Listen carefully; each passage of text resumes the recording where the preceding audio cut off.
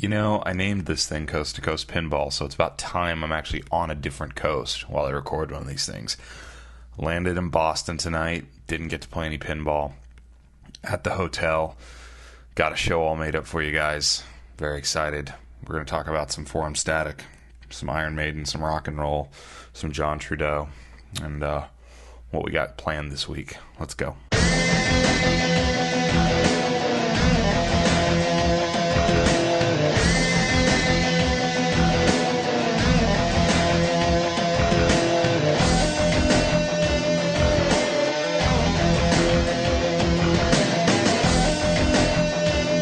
Thanks for listening to Coast2Coast Pinball. This is episode number 6. I'm Nate Shivers.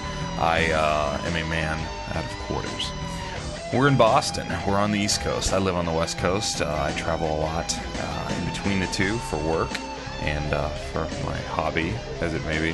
So that's why we're called Coast2Coast Pinball. Man, let me tell you what. So I had this trip booked a long time ago. This is kind of a run all around New England for my job. I'm a sales manager up here in New England for a guitar company.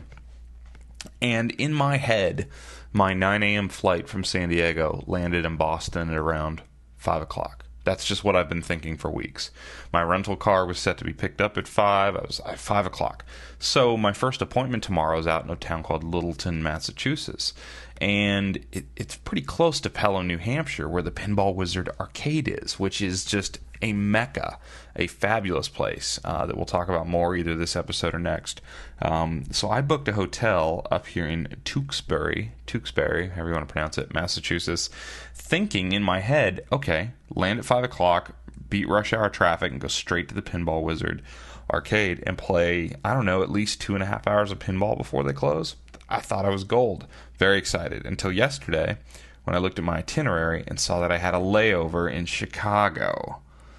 So I didn't get into Boston till well after 7 o'clock. So there was no pinball. Very bummed out. Very, very unexcited about that. I am up around this area again this weekend, though, and I have a little meeting Saturday morning, and then most of Saturday and most of Sunday wide open. So if I'm out of quarters now, I'm going to be in the negatives by the end of the weekend because I'm going to play some pinball. There's some other spots around Boston. If I have free time, I'm going to try and get out to. There's some great collections. There's actually a bowling alley about 10 miles south of me right now that I nearly jumped out of the rental car and went to go see tonight, but didn't do it. I'm trying to get some rest, record a podcast, do my day job. So it's kind of what I'm doing.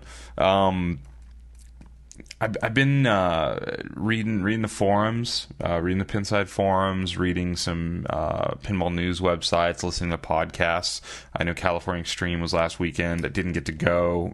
In the future, I'd love to make that something I do annually. Starting to plan some more pinball-related trips down the road. Just got to talk the beautiful Teresa into that one. So I don't know. It's an interesting time right now. There's a lot happening. We talked about the Kickstarter last episode, and why don't we pull up a live Kickstarter look in here for the Museum of Pinball Kickstarter campaign.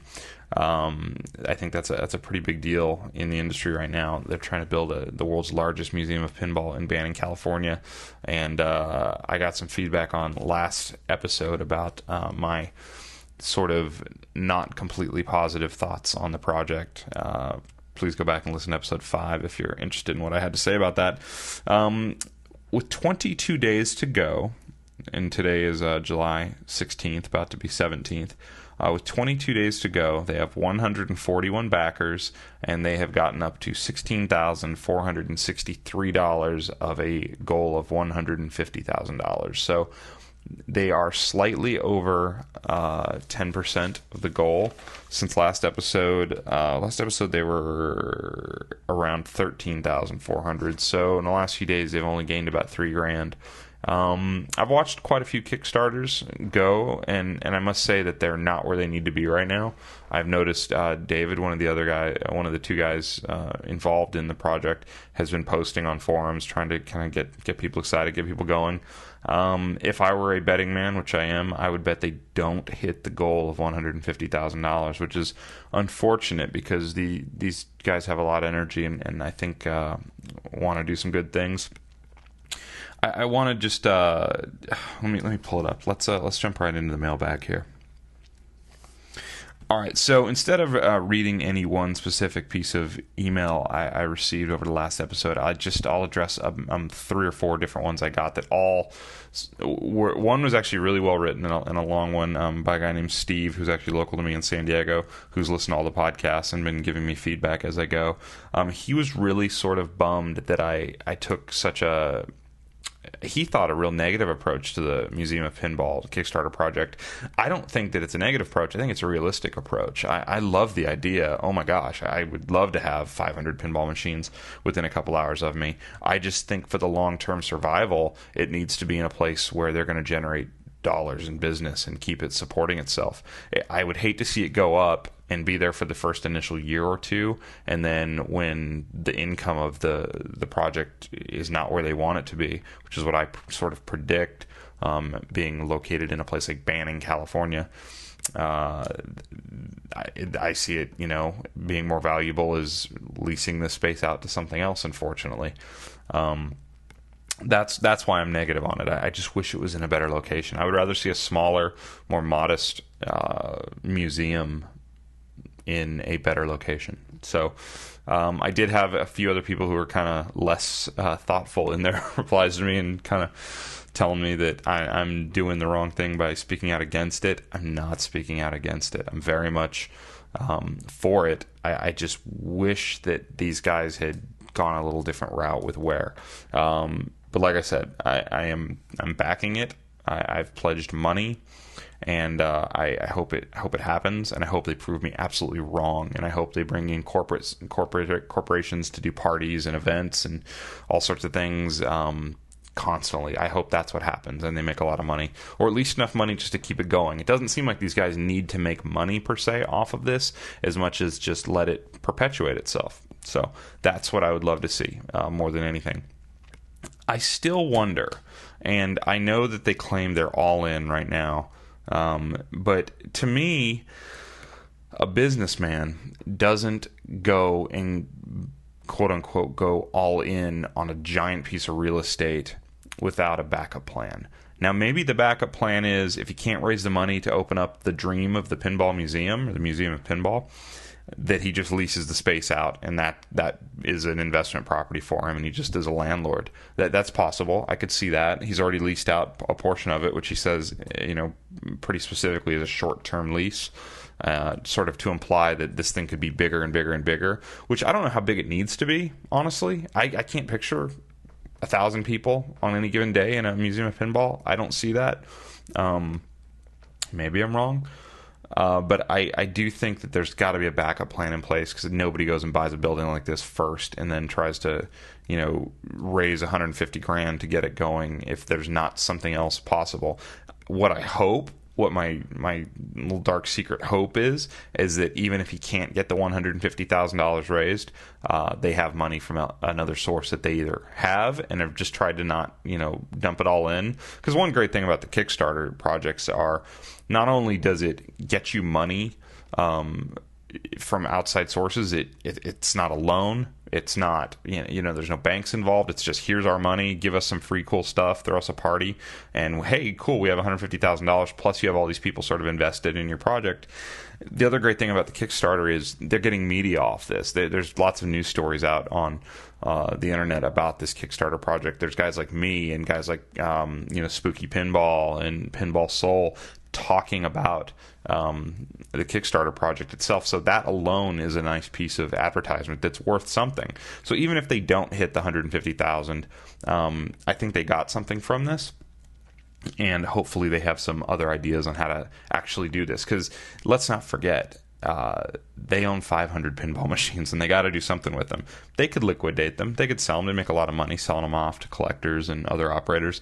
But I don't get the feeling that's what they're looking to do. So that's sort of was that was all the email from last episode. And you can always email me anything you want, questions, comments, cool photos you've seen out in the field, anything you like, send it to me at Coast2Coast Pinball at gmail.com. That's Coast, the number 2, Coast Pinball at gmail.com. Or you can always write me on Twitter at C2C Pinball. Very cool. So let's jump right into some forum static. Forum static. The post that has caught my eye, it's actually been catching my eye for a few weeks now, just because I'm a big rock and roll fan. The post that we're gonna start on right here, that gonna lead us down this rock and roll conversation, it's titled "Okay Stern, this is a list of the Iron Maiden buyers." Iron Maiden being the rock and roll heavy metal band Iron Maiden, started by a guy named Darth Chris. I think he's a Canadian Pinside user.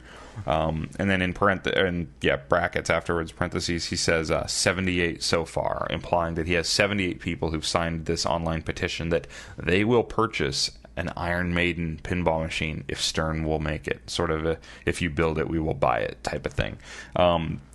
We're right on the heels of Metallica. Metallica's still, shipping out to everybody, and from most accounts, it's a success. I think they're going to do very well. AC/DC was a huge hit last year. They're still building AC/DC machines. So rock and roll is sort of hot for them right now. I would think that rock and roll may even just be a breath of fresh air on some levels, and not that they haven't been building music-based themes, but specifically the sort of hard rock themes that they've recently done with AC/DC, Metallica. It's nice to, I think, go there after all the superhero machines and whatnot. So Iron Maiden, I think, my personal opinions on this, and I read the whole thread, and you definitely have a crowd where Iron Maiden was a little too heavy, too dark, too leather and denim and the monstery side of rock and roll for a certain crowd. That I saw people literally saying, "I've never heard an Iron Maiden song," which some people said, "I can't believe that," but I can believe that. I have friends who don't really know Iron Maiden. I grew up playing guitar and listening to heavy metal. I wasn't a giant Iron Maiden fan though when they were popular. I was into like the 80s hair bands back then, like Def Leppard and Bon Jovi and Motley Crue and Skid Row. Iron Maiden was a little more grown up on some level. And their album covers, quite frankly, I remember being in the 3rd grade and a kid loaning me an Iron Maiden cassette tape, and the album cover just kind of creeped me out because they had their really creepy monster guy Eddie, who's sort of their mascot, and lots of their covers had different versions of him and just these kind of gross, graphic, dark type of situations. I didn't really realize until later, when I did get into the band in the 2000s, a lot of that was tongue-in-cheek. There actually is sort of like a sense of humor, I think, that the band has. It may not come across in the music exactly, but I think the whole approach is a little bit like, I think they know that it's over the top, and I think the over the top thing is part of it. It's not a comical band, I'm not implying that, but they do know, they get it. And after I saw them live a couple times, 2 different lead singers, you definitely get that over the top vibe. So I will say unequivocally, Iron Maiden would make an amazing pinball theme. I think the artwork, the graphics, the toys you could have, they have a lot of very sort of, Iron Maiden's sort of a band that had this like kind of neoclassical vibe to it. Complex music, harmony guitars. The themes were sort of about not to the range, not ghosts and goblins or like that, but a lot of their stuff was like the number of the beast, and very kind of, they told stories with their songs, and very very like I don't know. I think I want to say Bruce Dickinson was a real high level like educated guy or something, or a writer or reader. I don't remember, but I just know that if you look across their catalog of music, there's definitely a lot of substance there to build off of if you were trying to theme a pinball machine. Way more so, I think, than more of like a general rock and roll band, like say, like the Rolling Stones. I love the Rolling Stones, huge fan. I think their recent pinball machine by Stern in the 2000s was garbage, as I've said here before, because it was hokey and poorly laid out and just, I don't know, not good. But it's hard to kind of take their songs. They had a lot of love songs, a lot of their songs about relationships, a lot of their songs about more kind of just general topics. What do you do? Street fighting man. How do you make that into a part of a pinball machine? There's lots of songs like that. Whereas with Iron Maiden, oh man, I think there's so much there. you could the Run to the Hills thing, the Seventh Son of a Seventh Son, Fear of the Dark. I mean, these modes are just sort of jumping out at you. Killers and Number of the Beast, Power Slave. There's a lot there. My question is it a little too heavy metal? I mean, I think for those who would be into Iron Maiden, it's awesome. Is there enough crossover there? AC/DC had a real magic in that they used the theme really good. AC/DC is a little more, I think, radio friendly, a little more sort of worldly in their music. And the Pinball Machine sort of was about the band and the band's identity, and definitely, obviously, we had Angus Young's face on the pro version. Iron Maiden doesn't really have that. I know who's in the band because I'm in sort of the music industry and played in bands and know that side of things, but I don't think the average person is going to know any of those people. That band sort of went out of their way not to use themselves as the kind of the front of the band. They used this guy Eddie, this creature Eddie. So I think that would be the way you would go, and you would treat it as almost like the monster Eddie as the central theme. And I certainly wouldn't even want the band on there. I don't think. Metallica, I think, did it right by sort of doing cartoony versions of themselves. I think that was very cool. So. Iron Maiden, I think that worldwide it would be pretty popular. And they've always been, fairly big in the U.S., but they're giant worldwide, massive band.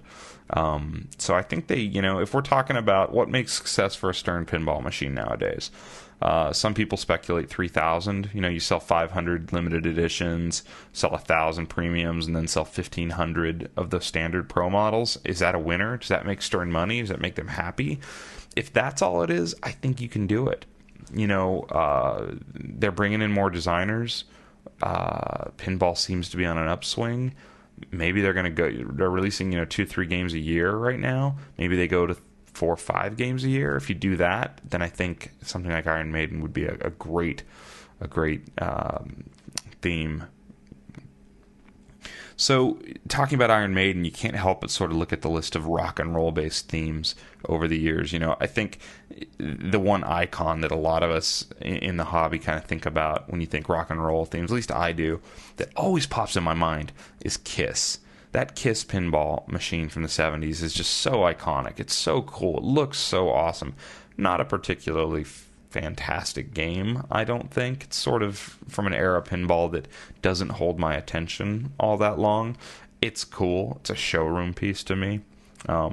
I do hear a lot of guys who grew up playing that game still talk about the game as like their favorite game ever. But if you look at like the list, and I just jotted down some artists that have had games made after them. It's an interesting list. If you look back in the 70s, you're looking at like, the Kiss, the Ted Nugent game. There's a Dolly Parton game, which was built in the early 80s. Please, somebody put this Dolly Parton on eBay in Southern California out of its misery and buy it. It's been up there for months. Every time I do my pinball searches in SoCal, this Dolly Parton machine haunts me. It's listed at, I think it's $2,000 to buy it now. Somebody buy it. Get it out of my face. Way overpriced. So it's kind of like the 70s.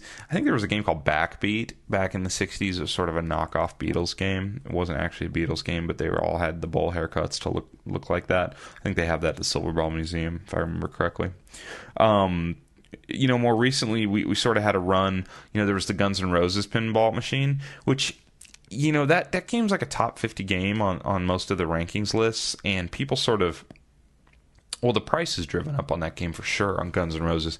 I don't really love it. It's not a game that I'm that fond of. It has a weird flow to me. The artwork is all sort of dark and dingy. It doesn't... I guess a lot of the examples of it I've seen weren't in great shape either. I'm a huge Guns N' Roses fan. I mean, that's right in my wheelhouse. Early 90s when I was really getting into playing guitar and into rock and roll and going to concerts.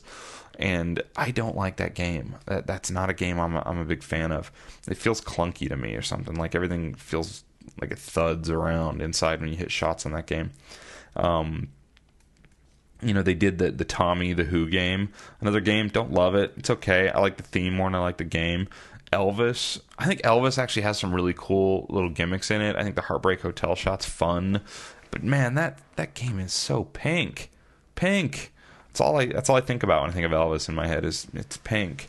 Again, that's sort of one where it was a stretch, I think, to really theme that thing out. You know, you're putting Elvis up in big things, and they had the Elvis Resurgence. I know Elvis has a show, a Cirque du Soleil show, in Las Vegas right now, I believe at, I forget what hotel's doing that one, but I know there's an Elvis show, maybe at the Aria, at one of the nice new hotels in Vegas, and I think that was kind of like the time when Elvis came out, all that was happening, and I don't know, I don't think that one really worked all that great either. The new Rolling Stones game, I've told you, can't stand it. I'm really curious, could there be another Kiss machine? Could we see a modern Kiss? You know, I almost think you could do Kiss with like, you know, the big stage show that they do. If you've ever seen a Kiss concert, I've been to 2 of their retirement tours. They keep trying to retire and they don't retire. I've seen them retire twice, 4 years apart, 5 years apart. I think that could be a really well done modern Stern type theme now. The problem is, by all accounts, Gene Simmons, who does most of the business side of that band, is just really difficult to deal with. And if he's not going to make a whole lot of money on a project, you're not going to license their theme nowadays. So that might be a long shot.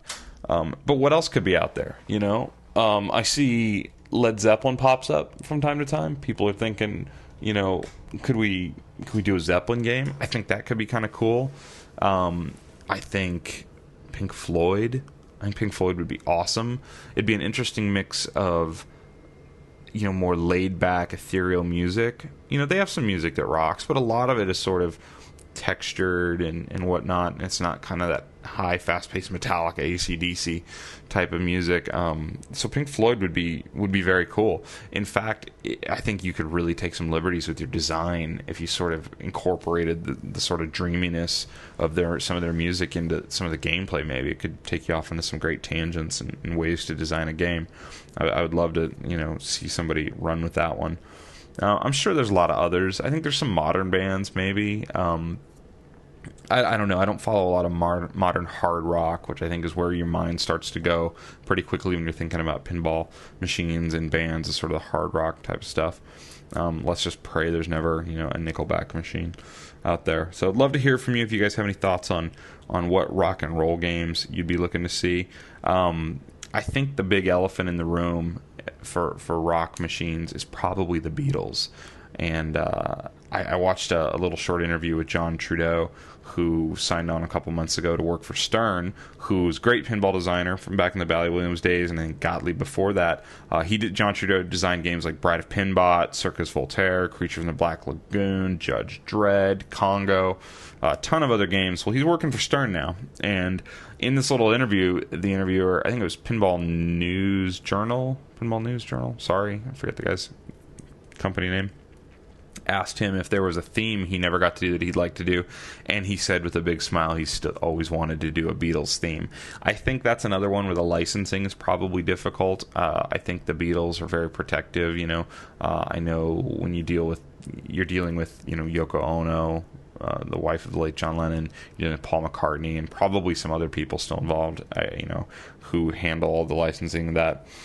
So it might be difficult to get that done, although you do see a lot of stuff out now with the Beatles artwork. I think specifically if you sort of ran with the cartoony Yellow Submarine days as sort of your backlight artwork and some of the playfield stuff, you could do some really cool stuff with cartoony Sgt. Pepper style Beatles stuff, because there was some cartoon art stuff done with the Beatles back then. I don't know. I think you could go a million different directions with the Beatles. I would love to see it. I think that would be awesome. It's family friendly for the most part. It's probably the most universal rock band of all time that people of all different ages and age ranges appreciate and listen to. I'm not saying everybody does, but, you know, my mom loves the Beatles and I love the Beatles. It's sort of like that. I think the Beatles were sort of the standard bearers and the forefathers of a lot of, you know, pop and rock music nowadays. So I just think it would be a no-brainer that Stern could sell 3,000-4,000 Beatles machines, especially, you know, if it's a good game. It's a theme that I don't think a lot of people would be opposed to. Whereas you take Iron Maiden, you're going to have a certain level of just opposition based on the darkness and the roughness of that theme. So I would love to see a Beatles theme come out.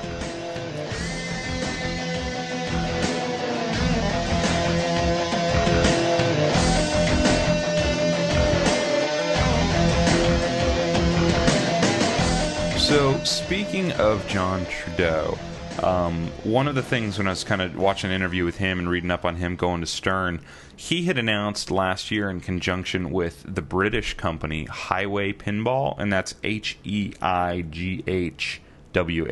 Highway, it's the founder's last name, Pinball, that he was designing games for them.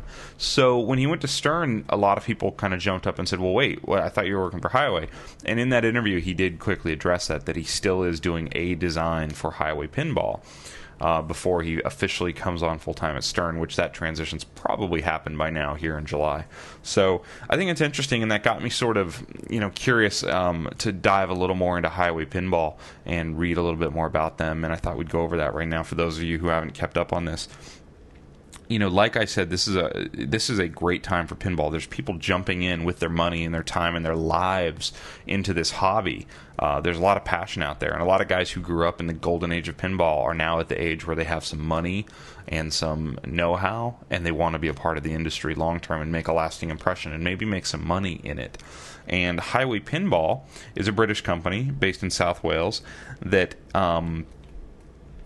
came out kind of guns blazing last year with a design, and they had a theme picked out ahead of time, and it was going to be called Circe's Animal House, and Circe being, I believe, a Greek goddess, I think, if I get this right. And I think the idea was to do a theme based on the Greek gods sort of at a bar, and sort of have some, I think, a lighthearted feel to the Greek gods.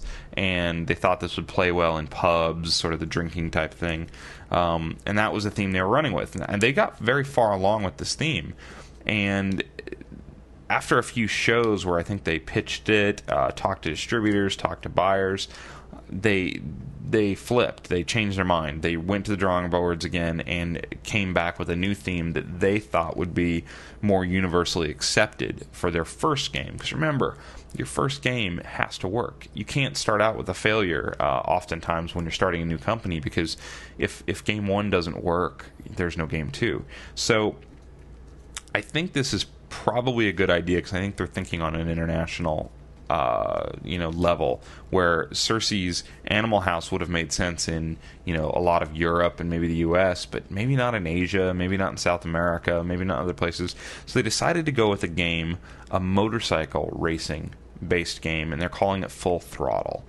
I personally am not a giant kind of auto sports guy. I don't watch auto racing. I've never really been a motorcycle guy. But I think this theme's probably a pretty safe idea. The more I've watched that kind of come up from the ground up, the more I've liked the idea. It has an international flair to it, because on the playfield even that they've shown, there's flags for the different countries. I think you're competing country against country, or trying to beat each country, which is actually a really great idea. I think if you can get sort of a theme that will play to the crowds, really heavily, not just in the U.S., but also in Germany, also in the United Kingdom, Japan, places like that, I think that's a good idea. So they've had some release dates set, and they haven't hit those dates, and it's sort of kind of what we see with all these guys. You think you're going to get somewhere, and then it just takes a lot longer. But they brought a game to a recent show in Germany, I think a couple months ago, or maybe in June, that was awfully complete. It didn't have some of their toys done, and I don't think it had the final artwork. I think they decided to go back to the drawing board on their artwork. But the gameplay was kind of there. It looked like it played really fast. It has a really neat ramp system, sort of like a dual ramp system that crosses in an X. So it has an X ramp that then loop back around each other. Plastic ramp system. I thought that was actually pretty unique. I don't know if I've seen that before, where you could actually, if you have a multi-ball going, you could actually have balls collide in the middle of the X as they're going separate ways, which is pretty neat. You can't help but notice on the playfield they have a 10-inch LCD screen right in the middle of the playfield, right down at eye level in the game. that is sort of like a dashboard screen. So you'll have I think it says revs, like a rev meter, so you know how fast your motorcycle's revving up. I think it probably has a gasoline thing and different status symbols, and it's a really nice looking LCD system. And I couldn't help but look at that screen and how they integrated that into the game and think, that's the way it should be. That's the future. That's the way Stern should be looking, Jersey Jack should be looking. It's one thing to put the cool LCD screen up on the Wizard of Oz back glass, but I can't look at that when I'm playing. Now, some might say that the game's so slow, I have plenty of time to look at that. Just kidding. But realistically, those screens up on the back glass are for spectators. That's not really for the player. And I think that what Highway Pinball has done by putting this LCD screen right there, and they have sort of a static image of this dashboard, that's awesome, because you take that a step further, that can be moving videos, changing, target point, pointing to which targets you should be shooting at, highlighting, different shots to make, running totals. You could have scores running down there. You could have things taunting back at you, depending on the theme. I think it's fantastic the way that's laid out. I swear, and I watched their video like 2 or 3 times, I don't think their game has a left out lane, which, me as a mediocre player, I appreciate that, but I think a lot of, one of the unique things about pinball right now is you still got to do sort of what we do in pinball. We want to see out lanes and a drain down the center type of thing. So if that's really it, and that's how the game's going to be, that's kind of an interesting move, not having a left out lane. Maybe the thought is it'll be easier and you won't drain as much, you get more gameplay, and it'll create more excitement. I mean, that's where my mind was heading when I tried to figure out why they wouldn't put a left out lane into the game. So that was interesting. I just, I don't love the theme. I didn't love the artwork on the playfield completely because it had a lot of gray in it, like racetrack gray, and I didn't love that. But it was still good, and their lights seemed to light the machine up nicely. It sounded like they were still working on a lot of it. We're probably a ways away. But one of the stories that I hope isn't lost on Highway Pinball, that I don't think a lot of people realize, is they're sort of picking up the Pinball 2000 model to a degree. Now I'm not talking about the video screen of Pinball 2000 and projecting a reverse image up. What I'm talking about is their games are designed as a cabinet with a removable modular playfield, backlight, and side artwork, so that an operator buys the cabinet one time and then buys the game packs every time a new game pack is released, or as often as they feel they should. So when you buy your full throttle Highway Pinball machine, you get it, and I noticed this instantly looking at the game in the video. It looked sort of a little bit blah because the artwork on the sides didn't take up the whole cabinet. There was a lot of black, but once I realized what they were doing, it made perfect sense. You slide the translights on the sides out, just like you do on the normal backglass translight. So you retheme the game. And then the more you read about it, it makes a lot of sense. And they have it priced out as a game, and doing the conversion from euros to dollars, I think it was around $6,600 for the full throttle on their flyer. And then they price out, just the price of the cabinet itself, and then the game itself. And separately, they went over $7,000. I think the cabinet itself was around $3,200, and the game pack was around a little over $4,100. So you spend the $66.60 or whatever it is one time, and then next time when you get the next theme, which could be their Cersei's Animal House theme, that costs you about $4,000 instead of another $7,000, and you have a fresh game on your location, a brand new playfield, but you don't have to move a cabinet out. You're dealing with much smaller pieces, and that's kind of cool. I think that's a great idea. That was always one of the things that was so cool about Pinball 2000, is they were trying to think of the operators, and for the operators to make money and be able to switch out themes. I tell you, when you really dig into the Highway Pinball specs and read about how they've redesigned a lot of the parts that they're using to make them more serviceable. I will say it's pretty amazing in this modern age when we open up a brand new Stern pinball machine, and it's still all the same solder joints and like Molex type connectors that they've been using for decades, and some of that stuff's really delicate. I mean, who hasn't who spent any time inside a pinball machine who hasn't broken off a solder or pulled something loose at one time or another when you're like completely just changing bulbs or doing something like that? It's pretty easy to do, especially as a game ages. So the fact that that's still how we're building them is sort of like, it's a little disappointing. Highway seems to not want to do that. They want to use modern connectors.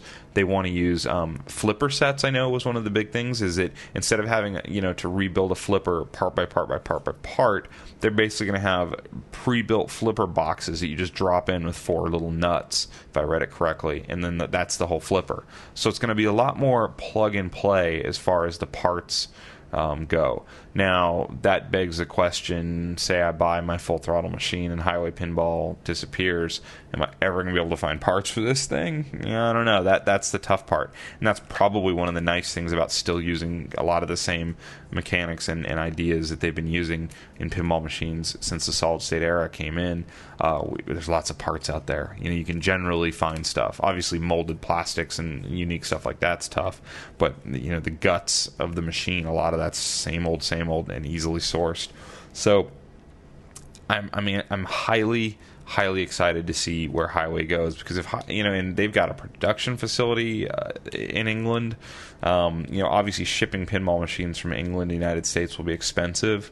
It'll be interesting to see what they can do for like a distributor or an export pricing.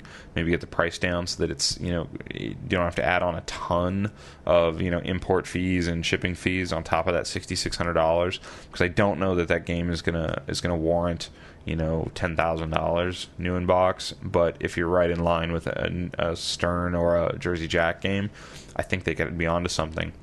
One interesting thing I did read is they had original ideas for a premium game that would not only have the LCD screen in the playfield, but they were talking about having a entire 46-inch playfield covering screen of some sort in early interviews that would actually sort of, I'm thinking it would be translucent so you could see through it, and it would then project different things on this, basically on the glass. I think it would sit underneath the glass, but I didn't completely understand it. But they talked about it in some interviews, and that went away, because on the last info I saw on their premium game, the premium game was more in line with what you might get from a premium Stern or something. It had a shaker motor, it had some fancier parts, and some powder coated or chrome legs or something like that. So it sounds like these guys are very forward thinking, and I'd love to talk to them. And actually, I'm going to shoot them an email and see if they'd like to chat about the machine on the podcast soon, because I think there's some amazing stuff possible, and it's going to take the right guys with the right idea and a little bit of know-how to go down that road. So it was interesting. John Trudeau, like I was saying earlier, signed on to do a game, and now he's working for Stern. He said he still is going to do that game. So they have the theme they abandoned in Cersei's Animal House. They have the theme they're starting with, Full Throttle, and apparently there's going to be a theme designed by John Trudeau. So maybe we got a third player out there. It'd be pretty cool to see. Maybe a fourth player, because I actually have high hopes for Spooky Pinball. So very exciting time. Looking forward to see that progressing.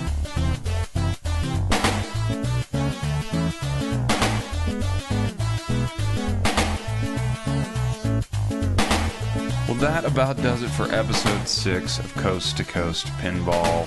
Again, find me on Twitter, C2C Pinball. C2C Pinball. We got a Facebook page. If you just Google Facebook and Coast, the number 2 Coast Pinball, you'll find us. Go ahead and like the page there.